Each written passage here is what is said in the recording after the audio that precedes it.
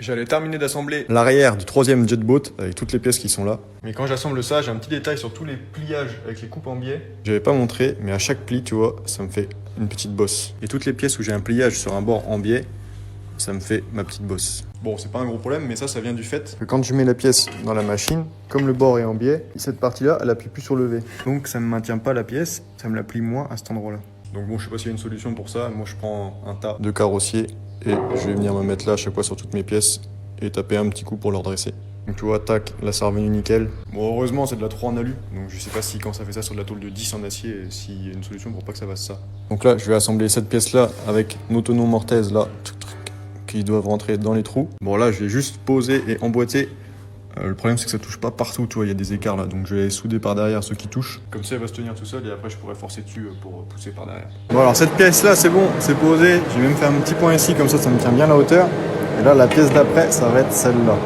Et là, celle-là, tu vois, pareil, il y a ce petit arrondi-là à reprendre. Et il y a aussi celui qui est là, parce que sinon, ça ne va pas faire joli. Et cette pièce-là, elle vient comme ça. Alors, une fois que celle-là, je l'aurai soudée, je vais être baisé, je pourrais plus aller souder derrière. Je vais déjà venir bien renforcer toutes les soudures qu'il y a à faire derrière. Et après, je viendrai souder celle-là. Du coup, je suis venu souder ici et de ce côté-là, pareil. Et là, on va pouvoir mettre notre nouvelle pièce. Et une fois qu'on aura pointé celle-là impeccable, je vais avoir la petite pièce là qui va venir fermer.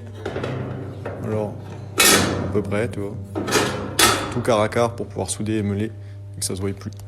Et ça habille bien, hein, parce que sinon, si ça resterait comme ça aurait vraiment pas de gueule. Du coup là, tac, et tac, le petit quart à quart qui va bien. De l'autre côté, pareil, tac, le petit quart à quart. Et là, je vais mettre la plaque. Allez, la petite pièce, tac, c'est bon. Celle-là, c'est bon. Maintenant, on va avoir le milieu et les deux côtés qui vont aller en dessous. Allez, tac, la pièce du milieu.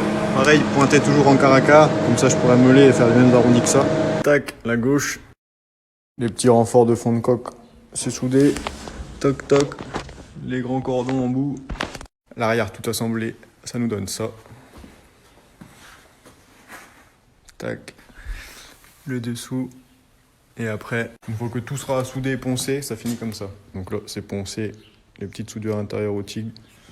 Toi, tout est poncé aussi. Là, tac, on voit plus rien. On voit plus les raccords. Là-bas, tout est soudé, poncé. Et c'est impeccable. Et tchuss.